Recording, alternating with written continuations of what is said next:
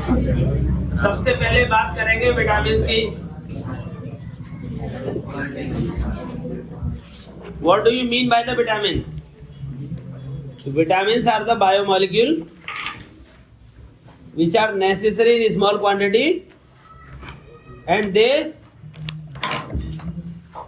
prevent us from the various type of deficiency disease. Vitamins क्या होते हैं? बहुत कम क्वांटिटी में रिक्वायर्ड बायोमोलिक्यूल्स होते हैं जो हमें डिफरेंट टाइप की बीमारियों से बचा के रखते हैं। तो विटामिन की बहुत ज्यादा रिक्वायरमेंट नहीं होती, बहुत कम क्वांटिटी में चाहिए होते हैं। इनिशियली इसका जो नाम था वो पड़ा था वाइटल अमाइंस में से। वाइटल होती है लिविंग, अमाइंस मतलब अमाइन है NH2। तो लिविंग सेल्स में मिलने वाले जो अमाइन वाले कंपाउंड हैं उनको विटामिन कहते थे। और लेटर ऑन पता चला कि ये सारे के सारे अमाइंस नहीं होते, कुछ कार्बोक्सिलिक है, कुछ अदर कंपाउंड हैं। तो बाद में इन्होंने क्या किया, लास्ट का जो ई था ना इसको हटा दिया। अब आपका जो विटामिन है वो VITAMIN विटामिन ये हो गया।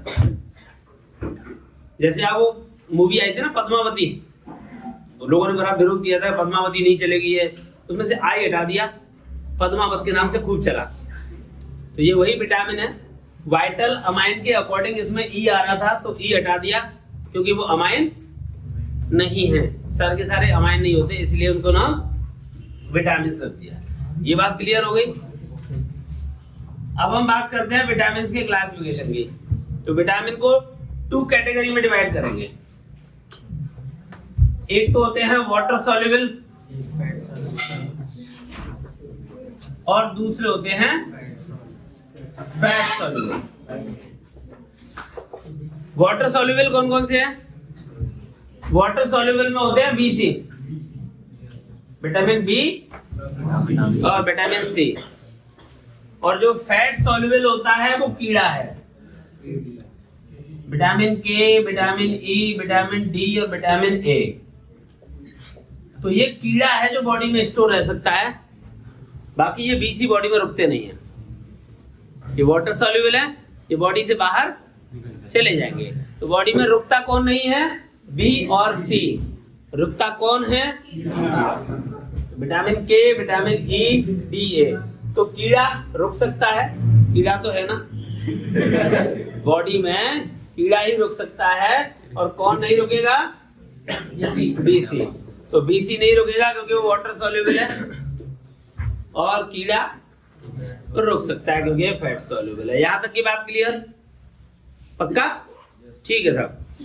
अब इनको थोड़ा सा डिटेल में पढ़ेंगे क्योंकि हर विटामिन का अपने को नाम याद रखना है और इससे होने वाले डेफिशिएंसी डिजीज को याद रखना होगा। एग्जाम में 1 मार्क्स का क्वेश्चन 100% आता है इसको लेके। तो सबसे पहले आता है विटामिन A। विटामिन A का नाम होता है रेटिनॉल। क्या है? रेटिनॉल। रेटिनॉल का काम क्या है? रेटिना का फॉर्मेशन। अगर विटामिन A सफिशिएंट नहीं होगा तो नाइट ब्लाइंडनेस हो जाएगा। नाइट ब्लाइंडनेस मतलब रात में दिखाई नहीं देता है। नाइट ब्लाइंडनेस का मतलब रात में दिखाई नहीं देता। जैसे दिन में तो सबको दिखाई देता है, रात में हम लोग क्या करते हैं, जैसे अंधेरे में जाते हैं तो इनिशियली कुछ नहीं दिखता, पर थोड़ी देर बाद हमें फील होने लगता है कि यहाँ पर ये फ्रिज रखा हुआ है, यहाँ पे सोफा है, ऐसे नहीं चढ़ बैठते साहब, जाके टीवी पे चढ़ बैठे रात में। तो ये सब फील होने लगता है कि इसमें ये है। लेकिन जिनको विटामिन A की कमी होती है उन्हें बिल्कुल भी दिखाई नहीं देता। इस कंडीशन को बोलते हैं नाइट ब्लाइंडनेस। इसके अलावा एक और डिजीज होती है, वो है जीरोथैल्मिया।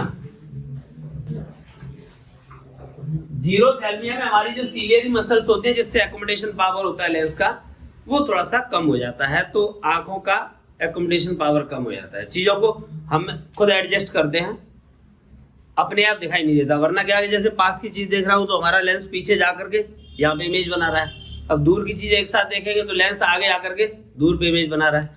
सीलियरी मसल्स का काम होता है। जीरोथैल्मिया में उसका जो मूवमेंट होता है वो कम हो जाता है। ये किसकी कमी से है? दूसरा होता है विटामिन B1। B1 का नाम क्या है? थायमीन। B1 का नाम थायमीन। इसकी कमी से क्या होता है? Very very. खाओ Britannia 50-50, very very tasty tasty. ये वेरी वेरी है। लॉस ऑफ एपिटाइट होता है इसमें, कन्वर्जेंस होते हैं, भूलने लगते हैं लोग चीजों को। जैसे इस लड़के का नाम रिया है, आज मुझे याद है, शाम को मैं भूल जाऊंगा कि रिया है, क्योंकि इसने कुछ किया है नहीं, ऐसे ही भूल जाऊंगा रिया। तो ये कन्वर्जेंस जैसी कंडीशंस आती है इसमें। अगला है विटामिन B2। अंश 9 बार। आप आगे आगे जा रहे हैं, जहाँ पे अकेला बच्चा बैठा उसके साथ जाके बैठ जाओ, थोड़ा सा पढ़ लेंगे बेटा हम 1 घंटे के लिए। बाकी घर पे तो हम जो करते हैं वो करते ही रहेंगे। यहाँ आए हैं तो कम से कम एक 15-20 मिनट हम शांति से बैठ लें, 2-4 बातें सुन लें। एक को बिठाया तो दूसरा शुरू हो गया। विटामिन बी का नाम क्या होता है? B2 का नाम राइबोफ्लेविन। ये राइबोफ्लेविन, इसकी कमी से क्या होता है? कीलोसिस। इसकी कमी से होता है कीलोसिस। ठीक है भाई। Vitamin B3। B3 का नाम क्या है? क्या? पेंटोजेनिक एसिड।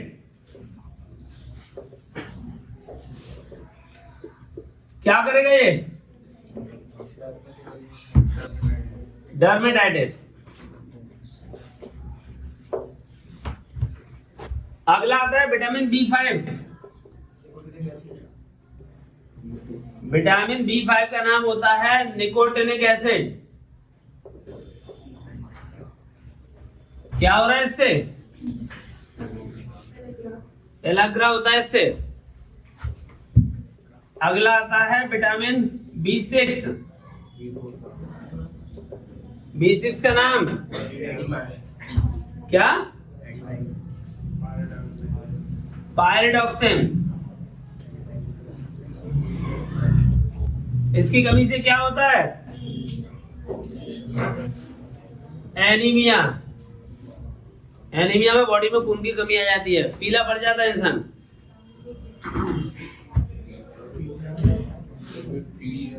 विटामिन B12, इसका नाम क्या है? साइनो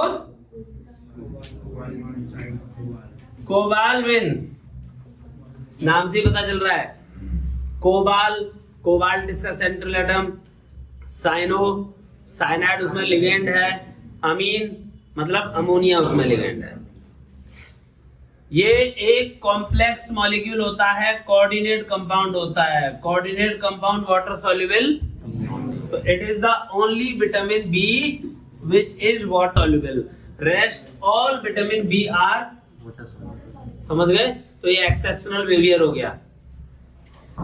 विटामिन B12 साइनोकोबालमिन एक कॉम्प्लेक्स मॉलिक्यूल है, कोऑर्डिनेट कंपाउंड है जो वाटर सॉल्युबल।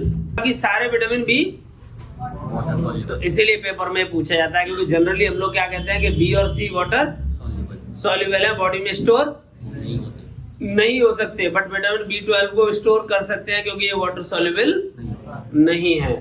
इसकी कमी से होता है पर्नीशियस एनीमिया। पर्नीशियस एनीमिया क्या होता है भाई? इसमें ब्लड में सिर्फ आरबीसी की कमी होती है। एनीमिया में तो पूरा खून कम हो जाता है, आदमी पीला पड़ जाता है, और पर्नीशियस एनीमिया में बाकी डब्ल्यूबीसी प्लेटलेट तो रहते हैं, बट आरबीसी कम है। आरबीसी कम होने से क्या होगा? सिर दर्द बना रहता है, क्योंकि आरबीसी ही है जो हमारे ऑक्सीजन को कैरी करता है। हीमोग्लोबिन होता है ना उसमें, तो हीमोग्लोबिन हमारे बॉडी में ऑक्सीजन को कैरी करेगा। जब बॉडी को प्रॉपर ऑक्सीजन नहीं मिलेगा तो सेल्स में प्रॉपर एनर्जी जनरेट नहीं होगी, तो सिर में दर्द रहता है, थकान रहती है और परेशान से रहते हैं। ये पर्नीशियस एनीमिया है। सारे विटामिन हमारे ग्रीन वेजिटेबल्स, ठीक है, इसके अलावा हाँ फिश में और लीवर कॉर्ड ऑयल, इनमें जनरली मिलते हैं, ठीक है ना। स्प्राउट्स वगैरह में भी सारे मिनरल्स अवेलेबल होते हैं, कुछ विटामिन भी होते हैं। मोटा मोटा सारी विटामिन बी का जो काम है वो आपके मेटाबॉलिक ऑर्डर को डिसऑर्डर करना है। मेटाबॉलिक ऑर्डर का मतलब है कि आपको भूख नहीं लगती है, हमेशा ऐसा लगता है पेट भरा हुआ है, कुछ खा लें तो भी, नहीं खाएं तब भी ऐसा लगता है कि खाने का इच्छा नहीं है। ये सारा विटामिन बी की कमी से होता है और ये हमें रेगुलर डाइट के साथ लेने होते हैं क्योंकि ये बॉडी में स्टोर नहीं हो सकते। तो ऐसा नहीं कल मैंने पालक पराठा खा लिया है तो अब मुझे आगे जरूरत नहीं है, 8 दिन तक मेरा काम पूरा हो गया। कल जो खाया था वो आज तक तो रुकेगा, पर आज यूरिन के थ्रू बॉडी से बाहर रिलीज हो जाएगा। इसलिए विटामिन बी और सी ये रेगुलर डाइट के साथ लेने होते हैं। ए, डी, ई और के कभी कभार ले लो, कुछ बॉडी में सिंथेसाइज हो जाते हैं, वो रेगुलर डाइट के साथ कंपलसरी नहीं होंगे। ये बात समझ में आ गई? बी वाली बात क्लियर? अगला आता है विटामिन सी। विटामिन सी क्या नाम? एस्कॉर्बिक एसिड, बिल्कुल सही है। एस्कॉर्बिक एसिड कहां मिलता है? जितने भी सिट्रस फ्रूट्स है, जितने भी खट्टे फल हैं, वो कहते हैं जो लोग रोजाना एक नींबू खाते हैं खाने के साथ में, उन्हें डॉक्टर के पास जाने की जरूरत नहीं होती, क्योंकि विटामिन सी से बॉडी में इम्यूनिटी डेवलप होती है। अगर इम्यूनिटी अच्छी होगी तो आपको छोटी मोटी बीमारियां नहीं होगी। आप ये देख लीजिए, अगर आपको सुबह जागते ही बहुत सारी छींकें आ रही हैं, रोज जुकाम सा रहता है, परेशान से, इसका मतलब इम्यून सिस्टम आपका हल्का है। वरना जुकाम होने के बाद भी दूसरे दिन तक अपने आप सही हो जाता है, इसका मतलब इम्यूनिटी आपकी अच्छी है, WBC बराबर फाइटिंग कर रही है आपकी। तो इम्यूनिटी डेवलप करने के लिए आपको सिट्रस फ्रूट लेने चाहिए, यानी कि या तो नींबू ले लो या फिर आंवला, ये अपने डाइट में रेगुलर शामिल कर लो। रोजाना एक नींबू नहीं तो आधा नींबू बॉडी में अगर जाता रहेगा तो आपकी विटामिन सी की कमी नहीं होगी। विटामिन सी की कमी से क्या होता है? स्कर्वी होता है। स्कर्वी के अलावा क्या होता है? पायरिया होता है। पायरिया जानते हो? मसूड़ों में से पानी आता है, मुंह से बदबू आती है, दांतों में ऐसी किलकिली सी रहती है अजीब सी। तो ये सारी समस्याएं विटामिन सी की कमी से है। यानी आप बात करते हो तो बात करते समय जब आप बोल रहे हो तो बदबू आ रही होती है, तो बगल में कोई खड़ा होना पसंद नहीं करता। ऐसा कोई मतलब नहीं है कि साहब बहुत आदमी गंदा है, गंदा नहीं है। विटामिन सी की कमी से उसमें पायरिया की कंडीशन आ गई है तो बदबू आने लगती है। अगर वो रेगुलर विटामिन सी लेता रहेगा तो ये सारी कंडीशन से निजात पा जाएगा। और कोई ऐसा नहीं कि परमानेंट बीमारी है। आज तुम नींबू तो आज ले लोगे तो उसका कल आपको असर दिखेगा, क्योंकि ये तो वाटर सॉल्युबल है, रेगुलर लेते रहना होता है। ऐसा नहीं है कि हमने एक दिन नींबू खा लिया बस हमारा 8 दिन का कोटा पूरा हो गया, अब कोई बात मत करना। ठीक है भाई? तो पायरिया और स्कर्वी। अगला है विटामिन डी। विटामिन डी का नाम होता है कैल्सीफेरॉल। स्पेलिंग कुछ आगे पीछे हो सकती है, हो सकता है एफ है कि PH, मुझे याद नहीं है। कैल्सीफेरॉल है वो, ठीक है। कैल्सीफेरॉल। विटामिन डी की कमी से क्या होता है? पैर की हड्डियां टेढ़ी हो जाती हैं। यहाँ जैसे हम नॉर्मली देखते हैं तो हमारे पैर बिल्कुल सीधे हैं, जिनमें विटामिन डी की कमी होती है उनके पैर ऐसे टेढ़े से हो जाते हैं, ऐसे अजीब से।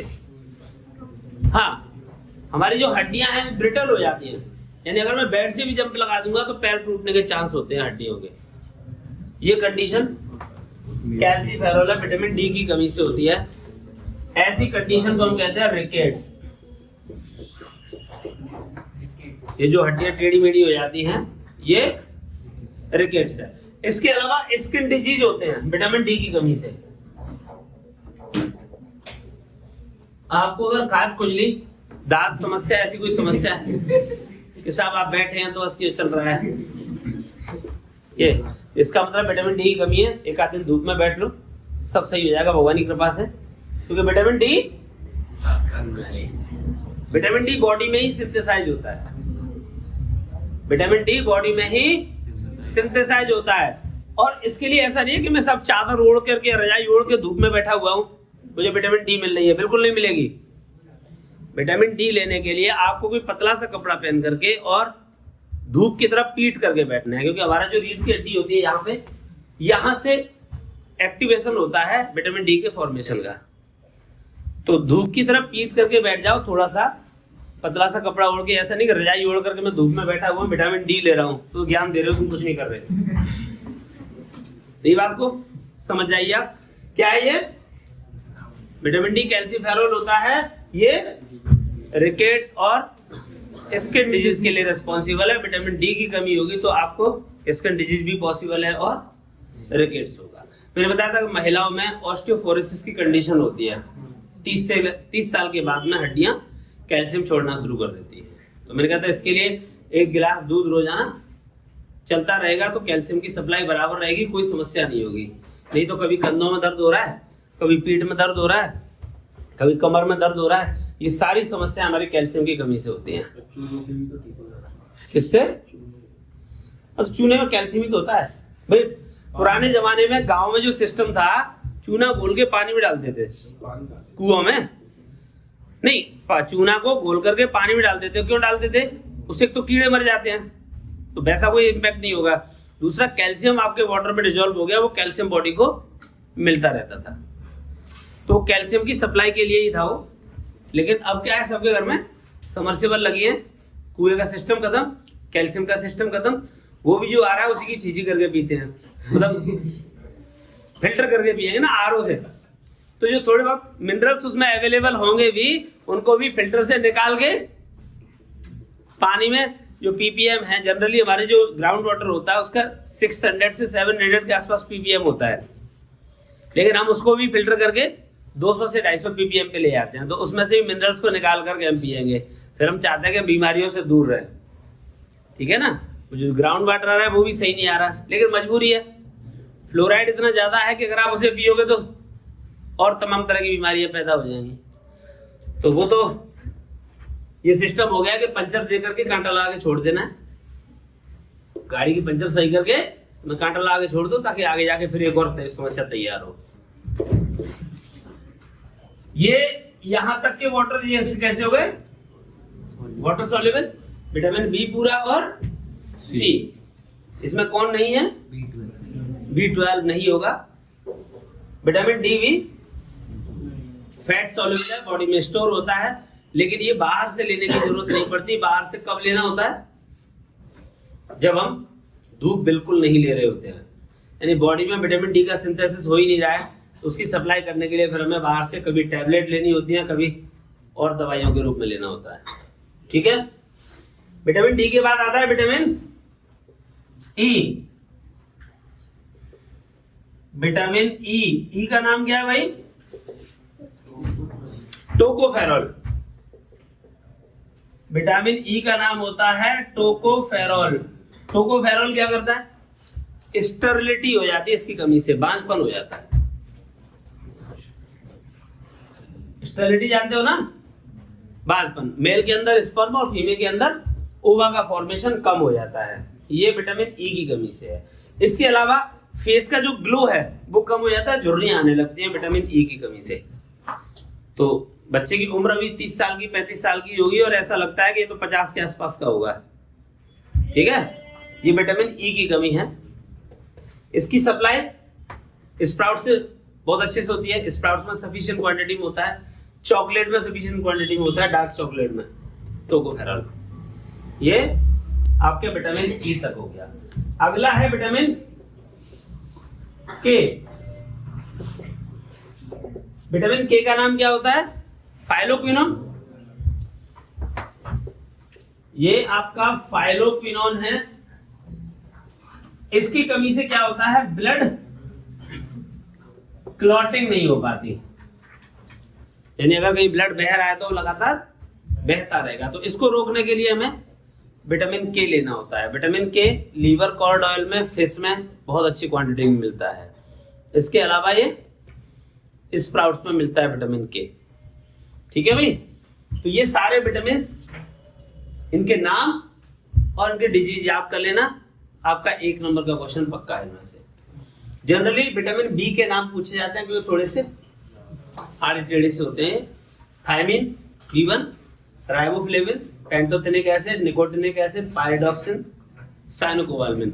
अभी तक के रिकॉर्ड में जो सबसे ज्यादा पूछे गए हैं वो B2, B12 और विटामिन डी, ये सबसे ज्यादा पूछे जाने वाले हैं अभी तक।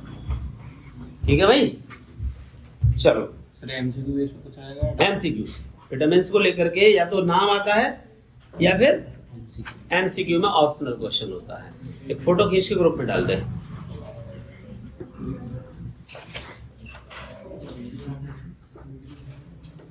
कुछ कहना है? कुछ ना कहो।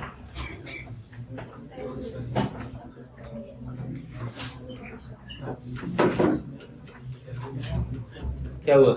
बढ़िया।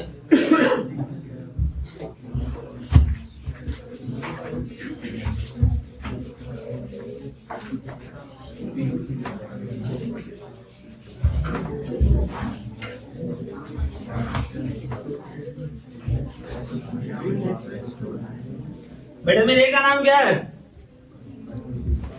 विटामिन ए का नाम रेटिनॉल। कमी से नाइट ब्लाइंडनेस। विटामिन B1, इधर देखो मेरी तरफ, कॉपी मत देखो। विटामिन B1 थायमीन, इसकी कमी से वेरी। B2 राइबोफ्लेविन, कमी से किलोसिस। B3 पैंटोथेनिक एसिड, कमी से dermatitis. B5 nicotinic acid, टेलाग्रा। B6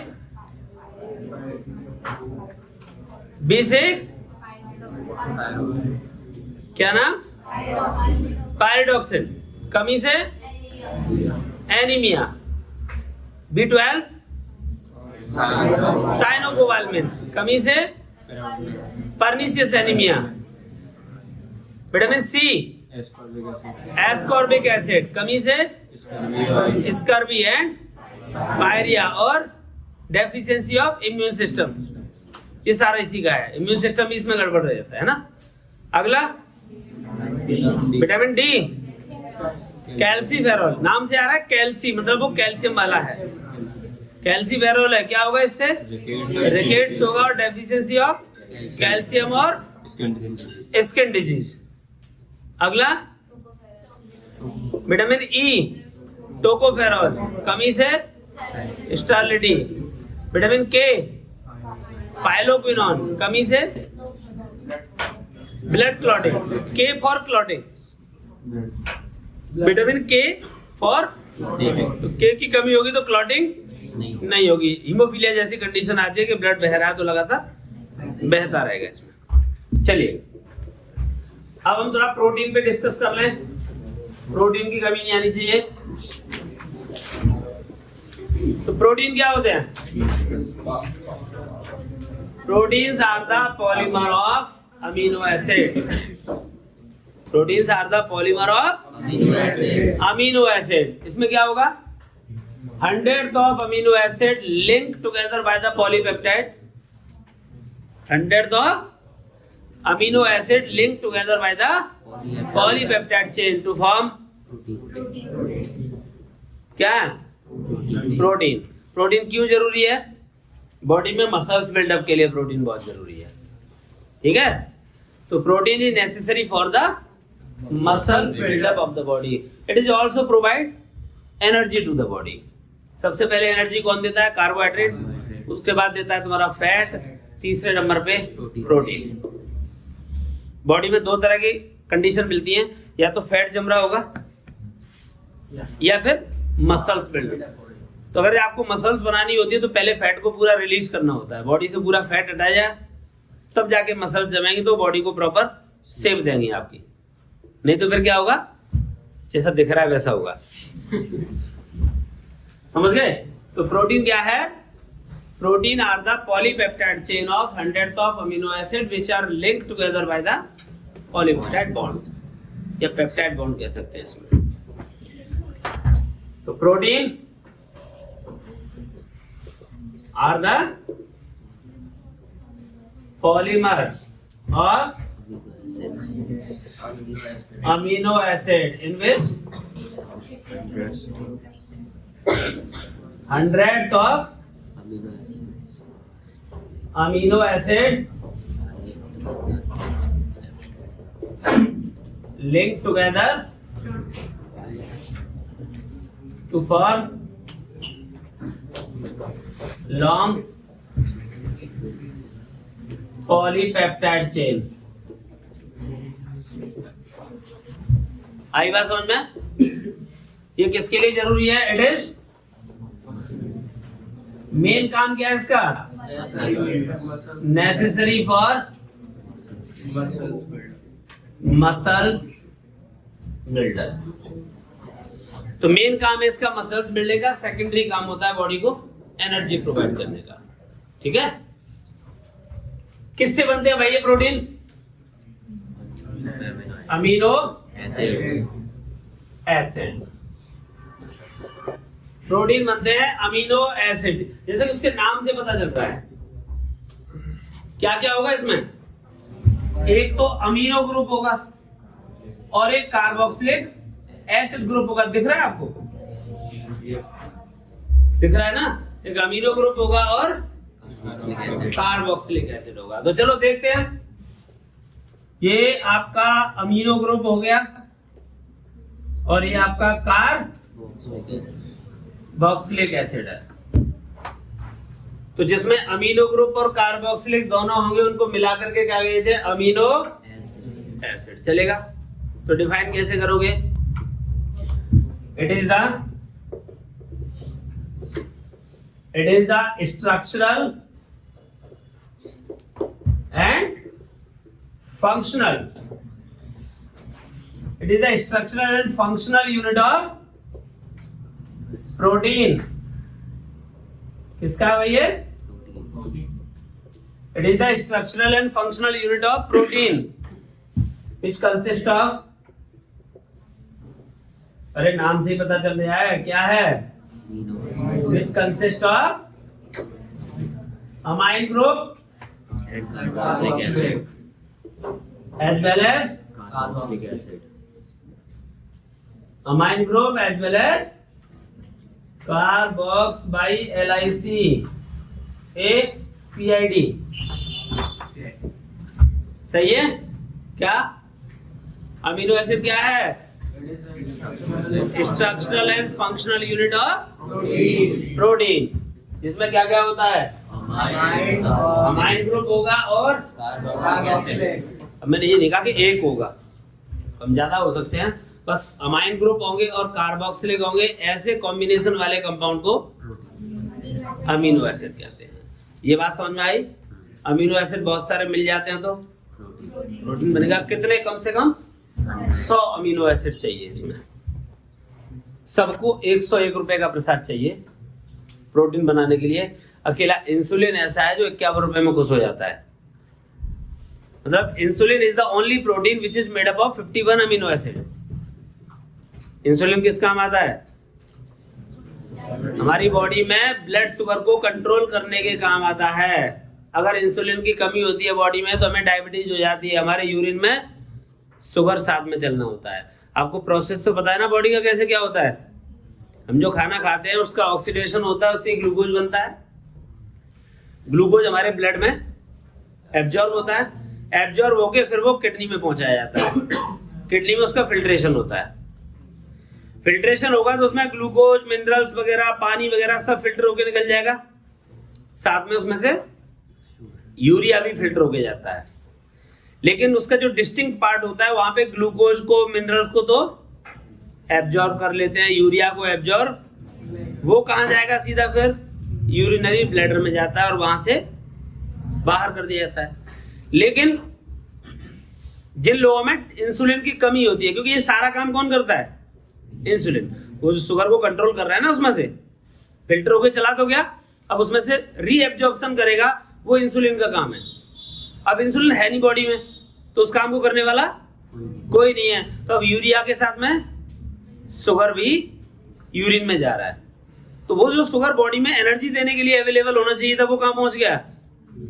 अब बॉडी कमजोर हो जाएगी, तमाम तरह की बीमारियां, क्योंकि रिपेयरिंग करने के लिए भी एनर्जी चाहिए, देश को चलाने के लिए पैसा चाहिए ना। पैसा कहां से आएगा? काम होगा तब। तो हमारा जो पैसा था वो तो सारा बह गया। तो हमारा जो एनर्जी देने वाला ग्लूकोज था वो सारा यूरिन में चला गया। इसलिए इंसुलिन बाहर से लेना पड़ता है फिर। तो बाहर से जो इंसुलिन आएगा वो क्या करेगा, ब्लड शुगर को कंट्रोल करके हमारी बॉडी को एनर्जी देगा और हम नॉर्मल रह पाएंगे। यही आपकी डायबिटीज है। डायबिटीज का कॉन्सेप्ट समझ में आ गया क्या होता है?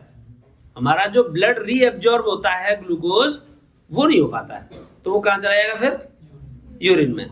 अगर इंसुलिन होगा तो वो एब्जॉर्ब कर लेगा। तो इंसुलिन किसका बना है? अमीनो एसिड्स का। बट कितने अमीनो एसिड? 51 अमीनो एसिड होते हैं इंसुलिन में। बाद बाकी सभी 100 से ज्यादा अमीनो एसिड से मिलके बनते हैं। ये बात क्लियर हो गई अमीनो एसिड के बारे में? इतना सफिशिएंट है, जान गए होंगे क्या है अमीनो एसिड।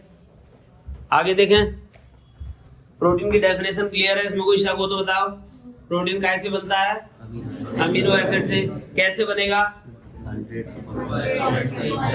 अमीनो एसिड आपस में एक दूसरे के साथ जुड़ करके एक लॉन्ग चेन बना लेते हैं। वो चेन हमारी क्या है? Polypeptide chain. ऐसे 100 अमीनो एसिड आपस में मिल जाएंगे तो एक प्रोटीन का फॉर्मेशन हो जाएगा। समझ गए? हाँ खींचो तो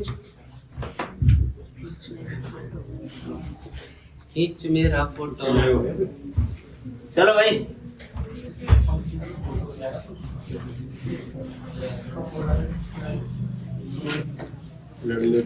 अब हम देखते हैं क्लासिफिकेशन ऑफ अमीनो एसिड। भाई पहलवान, अमीनो एसिड को कितने कैटेगरी में क्लासिफाई किया गया है? 3 तरीके से। कौन कौन से? पहला है उसके नेचर के बेसिस पे, और दूसरा होगा उसकी रिक्वायरमेंट के बेसिस पे, और तीसरा पोजीशन ऑफ NH2 के बेसिस पे। ठीक है? अगर कार्बन की चेन एक लंबी है जिसमें लास्ट में हमारे पास कार्बोक्सिलिक एसिड है, with respect to carboxylic acid NH2 की क्या पोजीशन है उसके बिहाफ पर हम अमीनो एसिड का नाम रखेंगे। अगर आपका ये फंक्शनल ग्रुप के बगल वाला carbon alpha, beta, gamma, delta, omega, psi, phi, theta चलते जाएंगे। अगर आपका NH2 अल्फा कार्बन पे है तो आप इसको बोलोगे अल्फा अमीनो। अगर आपका NH2 बीटा पे होता तो बीटा अमीनो एसिड, गामा पे होगा तो जहां NH2 की पोजीशन है वो उसका नाम दे देते हैं। पर हमें बायोलॉजी नहीं पढ़ रहे यहाँ पे जिसके बारे में मैं सबको दिखाऊं। हमें केमिस्ट्री पढ़नी है और केमिस्ट्री में हमें जरूरत है ओनली अल्फा अमीनो एसिड, क्योंकि वही हमारे सिलेबस में है। तो अल्फा अमीनो एसिड की बात समझ में आई क्या? NH2 group present at the alpha carbon. बाकी समझ में तो आ गया ना सब? NH2 अगर गामा पे होगा तो उसका नाम ठीक।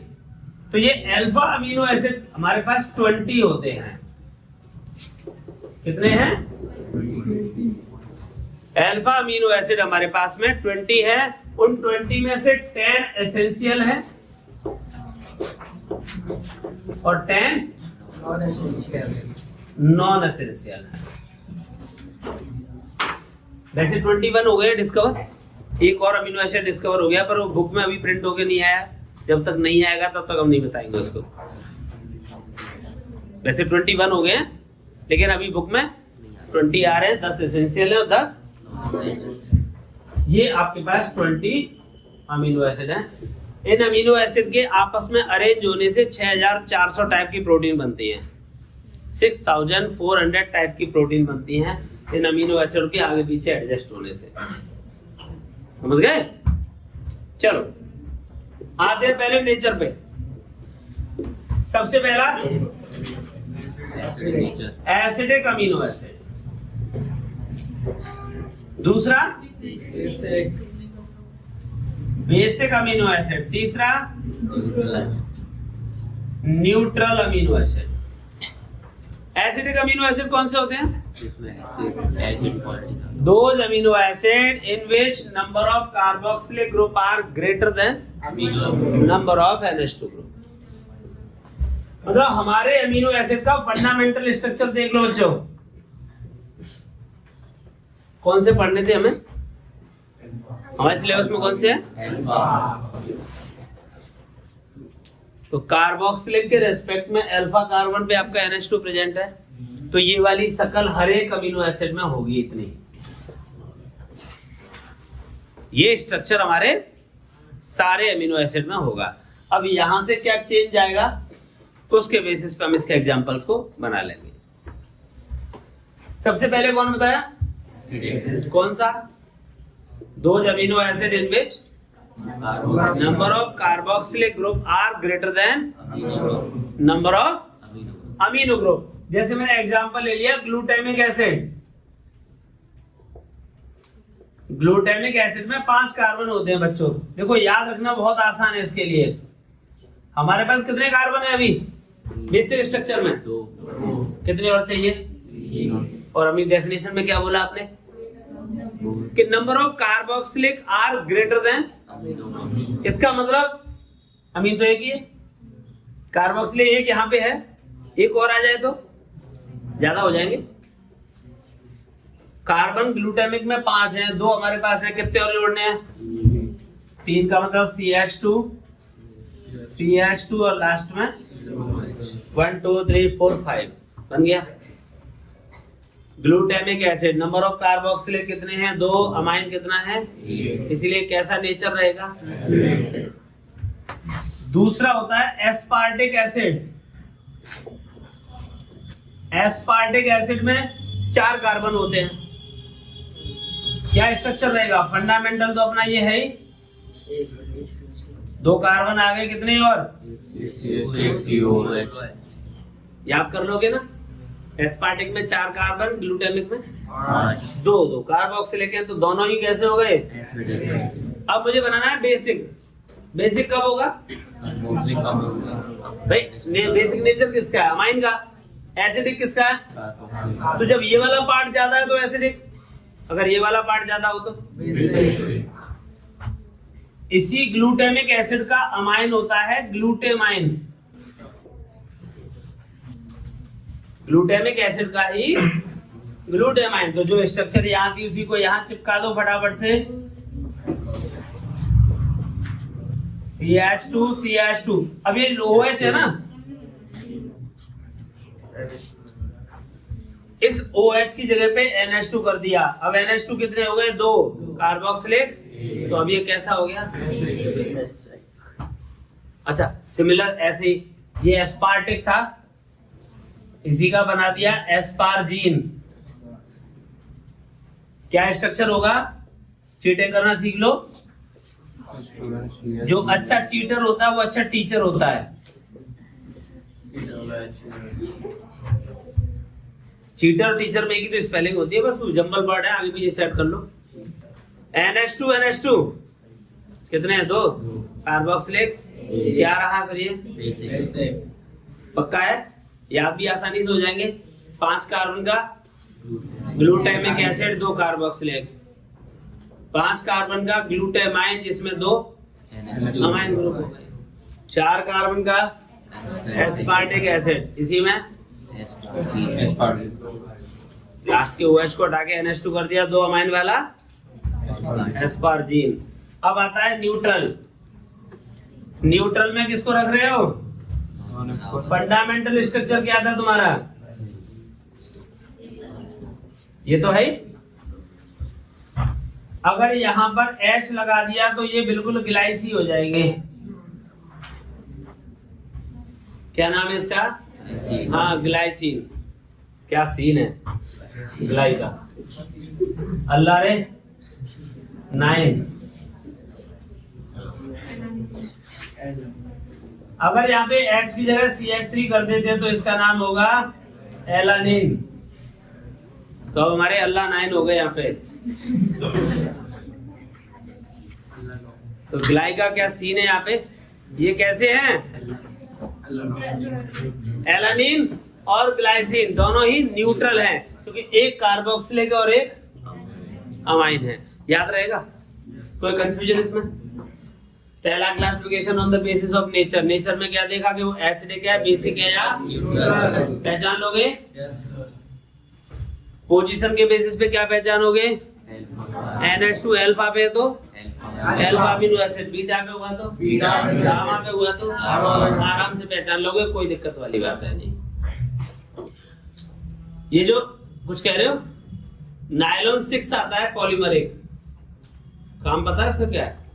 कन्वेयर बेल्ट बनती है। ये सामने चक्की है, चक्की पे देखना मोटर और चक्की के जो पट्टा लगा होगा वो नायलॉन 6 का बना है। उसमें 6 कार्बन की चेन है, मतलब वो ओमेगा टाइप का अमीनो एसिड होता है जिससे वो नायलॉन बनता है। नायलॉन जानते हो ना क्या है? नायलॉन 2 शहरों के लोग थे जिन्होंने नायलॉन बनाया था, एक न्यूयॉर्क और एक लंदन। हाँ, उसी के बेसिस पे तो उन्होंने नाम रखा था नायलॉन, न्यूयॉर्क और लंदन। 6 का मतलब है 6 कार्बन वाला अमीनो एसिड। नायलॉन 6 बोला ना मैंने, नायलॉन 6 न्यूयॉर्क और लंदन के 2 लोग थे जिन्होंने बनाया था 6 कार्बन वाला अमीनो एसिड। 1 2 3 4 5 6। आपका जो NH2 है वो कहाँ था? ओमेगा बेटा। समझ गए? दांत साफ नहीं करते ऐसा लगता है, अगर करते तो उसमें नायलॉन 6 होता है, नायलॉन 6। हाँ, तो जो ब्रुश के जो ब्रिसल्स होते हैं वो नायलॉन 6 के होते हैं। उसमें भी आपके 6 कार्बन का पॉलीमर होना चाहिए था, पर है नहीं। वो इथाइलिन ग्लाइकोल और एडिपिक एसिड से मिलता है। वो क्या कहते हैं, हेक्सा मिथाइलिन एडिपिक एसिड से। चलो खैर, ये आपके क्लियर हो गए। दूसरा क्लासिफिकेशन क्या है? मतलब अगर ये बॉडी को रिक्वायर्ड है तो एसेंशियल अमीनो एसिड, अगर रिक्वायर्ड नहीं है तो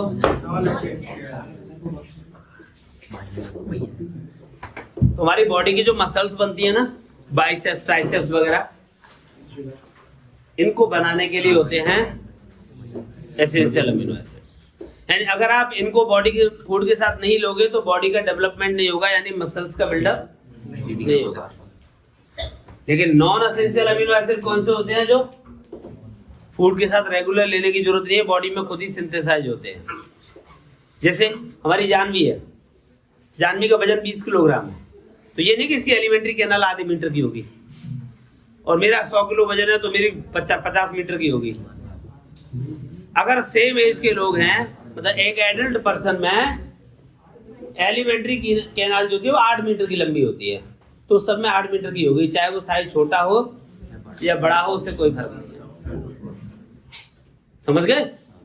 तो हमारा एलिमेंट्री कैनाल है, हार्ट है, लंग्स हैं, इंटरनल ऑर्गन जितने भी होते हैं वो सब नॉन एसेंशियल अमीनो एसिड से बनते हैं। तो चाहे कोई प्रोटीन कम खा रहा है या ज्यादा खा रहा है, उससे इंटरनल ऑर्गन पे कोई फर्क नहीं पड़ता। ऐसा नहीं कि लड़का दाल नहीं खाता बिल्कुल भी, तो इसका तो हार्ट बिल्कुल 100 ग्राम का होगा, और ये दिन भर दाल पे चढ़ा रहता है तो उसका 1.5 किलो का होगा। समझ गए? मेरा कहने का मतलब ये है, non essential amino acid, non essential amino acid regular diet में नहीं लेने होते, बट एसेंशियल अमीनो एसिड लेने होते हैं। बराबर? अच्छा, कई बार क्या होता है, जैसे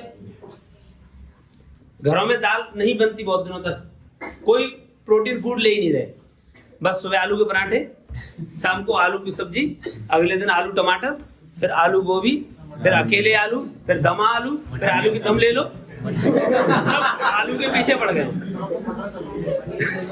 हाँ, सुबह क्या बना? मटर, शाम को क्या? मटर, बस वही मटर।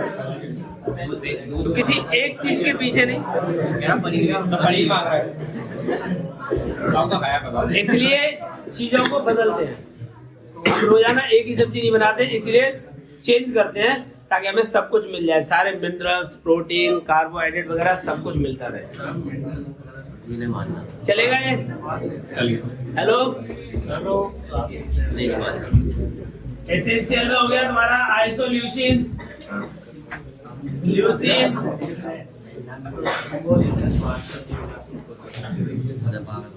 नॉन एसेंशियल की बात करें तो जितने सामने लगे हुए सारे नॉन एसेंशियल है। आपका एस्पार्जिन है, ग्लूटामाइन है, ग्लूटामिक एसिड, एस्पार्टिक एसिड, और ये ग्लाइसिन, एलानिन, ये सारे कैसे हैं? नॉन एसेंशियल अमीनो एसिड है। कोई कंफ्यूजन किसी को? क्लासिफिकेशन ओके हो गया? बताओ कितने टाइप के अमीनो एसिड्स पढ़े हमने? कितने टाइप के अमीनो एसिड पढ़े? कौन कौन से? नेचर के बेसिस पे कौन कौन से? एसिडिक, बेसिक और न्यूट्रल। एसिडिक कौन से होंगे? जिसमें number of carboxylic group are greater than number of amine group. Basic कौन से होंगे? जिसमें number of amines group are greater than carboxylic. और न्यूट्रल कौन से हैं? जिसमें नंबर ऑफ कार्बोक्सिलिक और नंबर ऑफ अमाइन्स इक्वल होते हैं। चलेगा? Essential amino acid are those which should be taken along with diet regularly. Non essential, it is not necessary to take them along with diet regularly. मिल जाए तो खा लो, नहीं तो कोई बात नहीं, जबरदस्ती कोई नहीं उसके लिए, तो बॉडी में खुद सिंथेसाइज हो जाते हैं। वो कौन सा विटामिन है जो बॉडी में सिंथेसाइज होता है? वो कौन सा विटामिन बी है? वो हाँ, विटामिन बी कौन सा है जो बॉडी में स्टोर कर सकते हैं? B12 है। सही है। What is the central atom of vitamin B12? Cobalt. What is the central atom of haemoglobin? 20 जमा कर दो कल अपनी, 2 महीने हो गए। 20 जमा कर दो, 2 महीने हो गए। एबी। अच्छा, कब तक क्लोरोप्लास्ट के सेंट्रल एटम को मैं मांगूंगा? कौन है? Mg। हाँ, तो क्लोरोप्लास्ट का सेंट्रल एटम कौन है? Mg2+। और हीमोग्लोबिन का Mg2+। और what about the vitamin B12? तो विटामिन B12 के सेंट्रल एटम की फीस को देगा?